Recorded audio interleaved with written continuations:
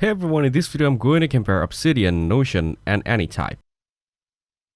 Obsidian, Notion, and Anytype are three powerful tools for note-taking and personal knowledge management (PKM), but they each offers a different experience depending on what you're looking for. Obsidian is perfect if you want full control over your notes and data. It stores everything locally in markdown files, so you own your information and can use it offline anytime. It's highly customizable with plugins, themes, and community add-ons. Obsidian is especially good if you love connecting ideas through backlinks and building a personal knowledge graph. However, it can feel a bit technical at first, especially if you like more structured or pre-made templates. Notion, on the other hand, is an all-in-one workspace. It combines notes, databases, tasks, and collaboration in one app. It's great if you want everything organized in one place with lots of flexibility for visuals and structure.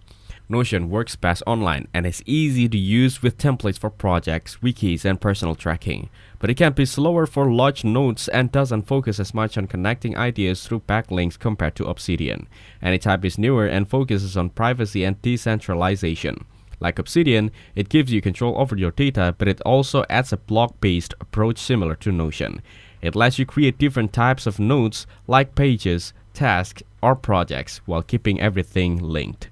Anytype is great if you want the flexibility of Notion but with offline first and privacy-focused storage. Since it's still growing, some features might feel less polished than other tools. In my opinion, if you care most about privacy, local storage, and linking ideas, Obsidian is the best choice.